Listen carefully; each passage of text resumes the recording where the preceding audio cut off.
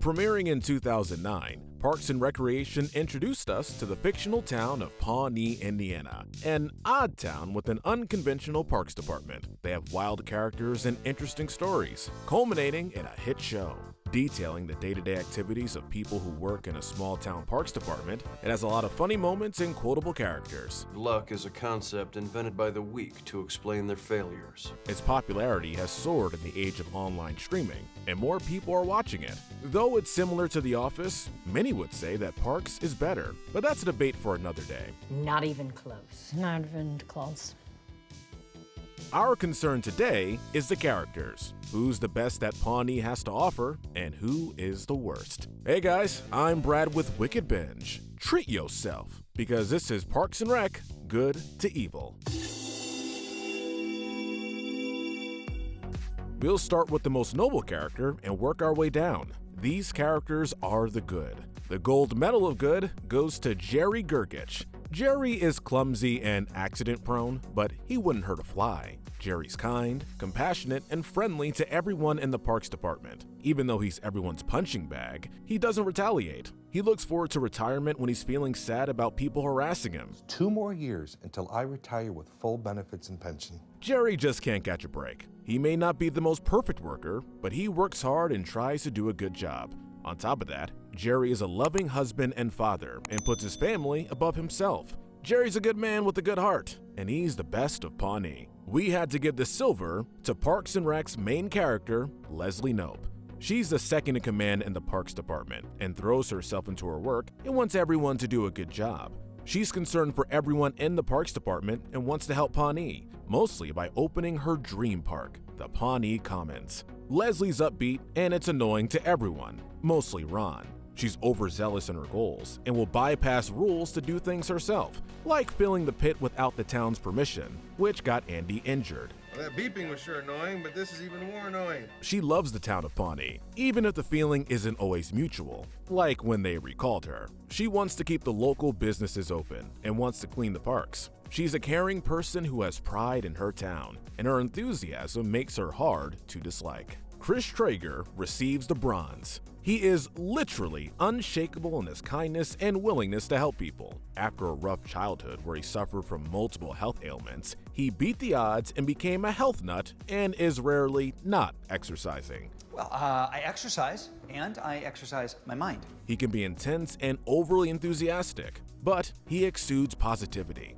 He's below Leslie and Jerry because he's oblivious to Anne's needs and is romantically inept. He was so overly polite to Anne during a breakup that she didn't know that they were no longer a couple. He also has trouble admitting when his ideas don't work, like rearranging the office for maximum effectiveness, and Ron had to set him straight. His intensity and positivity are good to have in a boss. He wants everyone to be as happy and have as good a time as he has. Outside the top 3 is Leslie's husband, Ben Wyatt. Ben is a straightforward and nerdy state auditor who is known for his love of calzones. I'm just learning how to make a calzones.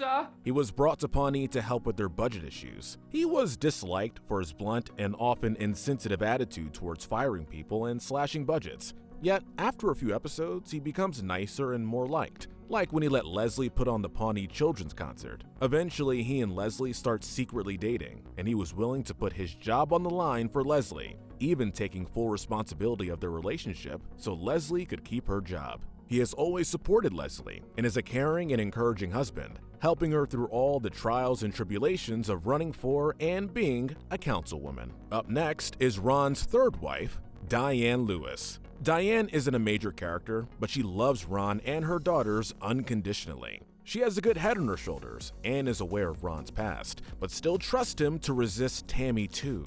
She's protective of her daughters and lets Ron know that she would not date him unless he accepted her children as well. She's a great mother and a great wife and good at helping mellow out Ron. Ann Perkins is next. As a nurse, Anne is naturally caring and concerned for everyone's health. She tries to get along with everyone, shown when she attempts to bond with April and Ron by sharing gory ER stories that they would both enjoy. What puts her lower is her desperation for a relationship and how she abandons her personality to make dating easier, much to Leslie's dismay. She's also overly concerned about Chris, as she finds his perfection intimidating, and was paranoid that he was cheating, even though they broke up. When he broke up with her, she just didn't realize it. It's kind of understandable. Anne is a good person who's just trying to find love, and we can't blame her. Now we reach Andy Dwyer. Andy is a very kind and lovable guy. Though he means well, his lack of intelligence makes him do some questionable things. We knock him down a few spots for taking advantage of Anne when they were dating after he broke his legs. He grows and eventually marries April, who loves him, but is a bad influence on him. Andy is goofy and fun, but he is sensitive, which is shown when he tries to win back Anne and go out with April. He's romantically clueless, infamously replying, "Awesome sauce," when April told him that she loved him. Dude, shut up! Andy's a wild card, but he's friendly. And remember, he wanted to be a cop because he wanted to help people. Long story short, Andy may not be the brightest, but his heart is usually in the right place. Finishing off the good characters is Craig Middlebrooks. Craig cares about his job and the Parks Department. When Eagleton was absorbed with Pawnee and the two Parks Departments merged, he became friends with Tom and Donna quickly. He had to carry the Eagleton department and was relieved that there were other workers to help him in Pawnee. What lands him this low is his volatile nature and for shouting randomly. Oh, I have a medical condition, all right. It's called caring too much. He can be overly aggressive with his clients and can scream at them until they do what he wants or agrees to his prices. But he does it for business, and we won't fault him for it. Now we have the characters who aren't that good, but who we can't call villains either. These characters fall in the gray area. Starting off the section, we have Dr. Harris. Dr. Harris is a competent doctor, but while he may be an ethical doctor, he is rude and mean to his patients. Low energy and sarcastic, he only wants to do his job and doesn't want to converse with his patients. Chris describes him as one of the meanest people he's ever met. I'm gonna take this home. Nobody was drinking it, so I'm gonna take it. He isn't a bad doctor, he's just inconsiderate and blunt. This list wouldn't be complete without everyone's favorite anchor, Perd Hapley. Perd is a strange man, and as a result, tough to place. He's a decent guy, but probably shouldn't be reporting the news. He's terrible at what he does. He spreads fake news inadvertently and speaks in strange, redundant sentences on air, such as, "Issue number 1 is the first issue we'll be talking about," and also joining us today is a different person. The story of this situation is it's extremely personal. He means well, but he butchers interviews and causes more problems than he solves. Whenever he interviews Leslie, more people dislike her. At the end of the day, he's a good guy, but he should not be reporting any kind of news. Ethel Beavers is next. Ethel's neutral, as she isn't fazed by much. She's monotone and an apathetic person. She doesn't take sides and would rather judge and not interact with others. Ethel has her nice moments, such as agreeing to read Ben's confession of his relationship with Leslie aloud to her for Ben. She also signed their marriage license at 10 at night, being the only person in Pawnee who would do so. Maybe she's nice after all. Up next is the sassy and quick-witted Donna Meagle. It goes without saying that she can be mysterious and hard to gauge in terms of morality. She loves her Mercedes more than anything and can be violent when someone damages it. She can be nice and is decent to most people, but her suspicious nature lands her lower. For example, she has many male partners and frequents clubs where she's often flanked by men. She likes to live on the free and easy, and while that's not a bad thing, it isn't the most moral. One of her worst deeds was ranting about Leslie on Twitter and calling her insulting names. But she has kind things to say about Leslie as well, so it balances out. Sometimes you're kind of annoying. I thought that was your thing. One of her stranger moments came from her interactions with her ex, who she believes to be a boring person, though he is honest and likable. Next is Tom Haverford. This guy is a mess. Tom's main concern is being considered cool and being up to date with the latest trends. He's vain and shallow and just wants to have nice things so that people would look up to him. He doesn't care about his job and undermines Leslie so he doesn't have to work hard. And he abuses Jerry for no reason. I just want to hear the doctor say that Jerry had a fart attack. While these may seem like the qualities of someone who should be in the bad category, he's actually nice. He married his best friend from college, just so she can stay in the United States, and helped cover it up.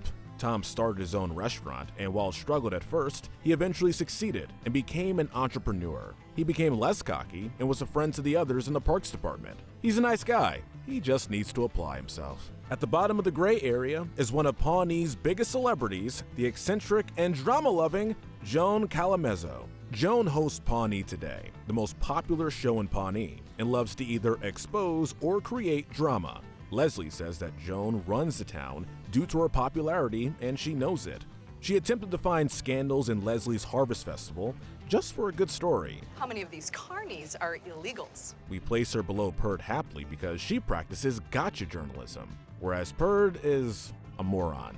Deep down, Joan isn't too bad, and has many personal demons from her childhood which drive her to drink and party. Above all, she's just another celebrity who's in love with herself. We now get to the morally questionable and corrupt characters. These characters are the bad and the evil. Kicking off the bad section is April Ludgate. April is a sarcastic and morbid intern in the parks department, who later becomes Ron's assistant. She has no qualifications to work in city government and was only chosen by Ron to scare away people who come with complaints. I just figured I might as well get paid for being here. She's apathetic and has a morbid sense of humor, which also scares away her co-workers. She belittles Jerry the most, being frustrated when she can no longer make fun of him after he broke his arm. April is also a negative influence on her husband Andy, who she makes follow her destructive tendencies. Despite all of this, she can be a nice person. She loves Andy and mocks people who don't like him. She also begrudgingly cares about Leslie and will help her with certain projects since she knows that Leslie cares about her. April is a strange person with a strange sense of humor, but she cares deep down. Dr. Saperstein takes the next spot. Let's start with that he enables his horrid offspring, Mona Lisa and Jean-Ralphio, who take advantage of his love of them to get away with everything. He may be a minor character, but he has done damage. Like driving Tom's Rent-A-Swag store out of business because Mona Lisa and Jean-Ralphio lied to him that Tom scammed and fired them. You attack a Saperstein, you face my wrath. He gloats about ruining Tom's business and wants to ruin Tom's future endeavors as well. However, what keeps him from being ranked lower is that he was able to patch things up with Tom, apologizing to him and offering to invest in his business. Tom refused, but it was a nice gesture. A character from the early seasons is next. Mark Brendanowitz. Mark is a scumbag and a creepy womanizer. As a former city planner, he abused his power to sleep with women and even started a relationship with Leslie, but broke up with her after a hookup. He then targets her friend Anne, but in doing so, he made an effort to change, as he becomes more faithful and less self-absorbed. However, things fell through, which angered him, and he abandoned the parks department to work in the private sector. He admitted that he respects Leslie, which isn't reciprocated, with Leslie calling him Mark Brendanowitz after he leaves. Next is fan favorite Ron Swanson. While many may be confused that he's ranked this low, one must remember that he isn't exactly a good person. He's a staunch libertarian and anti-government, so the only reason he works as the head of the parks department is to slow down the city government and bring progress to a halt. Ron's ultimate dream is to ascend further up the political ranks and bring the government crashing down. He employs inept people like Tom, April, Donna, and Jerry to ensure that no progress is made, and it's revealed that he attempted to have Leslie fired numerous times because she cares about the parks department, though he could never bring himself to do so. Ron is disinterested in the lives of his co-workers, often belittling them or pretending to forget their names, so they leave him alone. He even starts fights amongst the Parks Department employees when he feels that they get too chummy and enjoys their struggles. Ron is opinionated and forces his beliefs on others, whether it's harassing store clerks who try to sell vegan bacon or taping nasty notes to businesses that he dislikes. Ron doesn't care about most people, as he takes the side of corrupt companies like Sweetums and Grizzle because he thinks that if people are dumb enough to fall for those companies' schemes, it's their own fault. While he mellows out in later seasons after meeting Diane, Ron does not belong in the good category or gray area, and his beliefs and actions reflect that. To accurately understand him as a boss and person, this quote sums him up. I like saying no. It lowers their enthusiasm. He's a funny character, but he's someone you might want to avoid. Now we get to Bobby Newport. Leslie's opponent when she ran for councilwoman. He's the heir to the morally questionable Sweetums Company, owned by his father, and he uses his influence to get elected, with his campaign being funded by his father's company directly. How do we fix this town? I have no idea. Bobby has lived a life of privilege and is spoiled and childlike. With his charm, he's able to appear likable and make Leslie seem like a bully in a debate. He is corrupt and has no clue what he's doing, even staying away from unscripted media appearances where he may be exposed. All that is terrible, but he actually doesn't want the position and only ran because he wanted his father to be proud of him.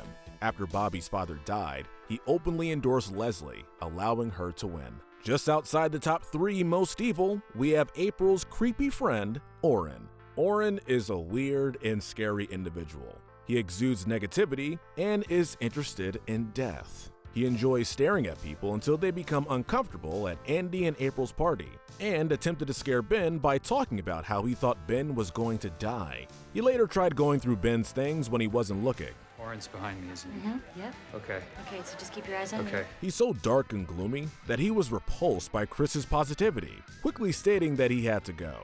Not someone you'd want to be around. Next is Councilman Jeremy Jam. Jam is an obnoxious and rude orthodontist who served alongside Leslie on the Pawnee City Council. He doesn't like her. He shoots down Leslie's proposals out of spite and will torment her when given the chance, even trying to force her to give him her office in exchange for keeping the community pool open. Would you like to learn how Leslie got your bill passed? Jam is also petty, like when Leslie was going to host a black tie gala, and he arranged for an emergency response review instead, so her gala would be ruined, and he could sell Lot 48 to Paunchberger. His worst feat when he crashed Ben and Leslie's wedding and threw 2 stink bombs. But karma came when Ron punched him in the face, breaking one of his teeth. Truly satisfying.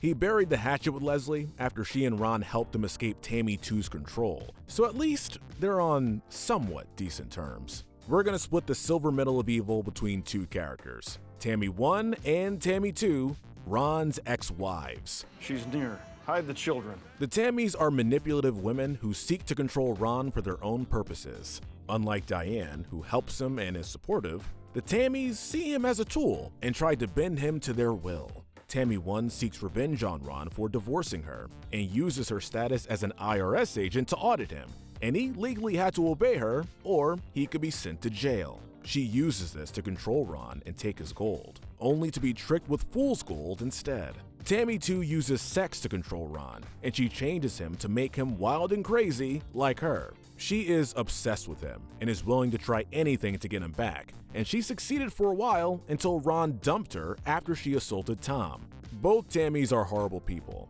It's no wonder why Ron avoids them. The gold medal of evil is also split between 2 characters, Mona Lisa and Jean-Ralphio Saperstein. They are the most annoying, corrupt, and selfish characters on this show. Their cocky and immature personalities match their friend Tom, who they take advantage of constantly and pressure him into doing things he doesn't want to for the sake of being cool. They both manipulate their father into giving them whatever they want, and they scam people to fuel their never-ending desire for money. I love you too, Daddy. Money, please! Mona Lisa got fired from Tom's store after he had enough of her, and she convinced her father to run him out of business. And Jean-Ralphio constantly takes advantage of Tom by using his money to start poorly conceived business ventures. At the end of the show, it's revealed that they faked their deaths for insurance money and fled the US. They truly deserve the gold medal of evil. Which Parks and Rec characters are the most good and evil? Let us know in the comments below. Make sure to hit that notification bell and binge our Good to Evil playlist, where we break down the morality of the characters in your favorite cartoons, shows, and movies. But most importantly, stay wicked.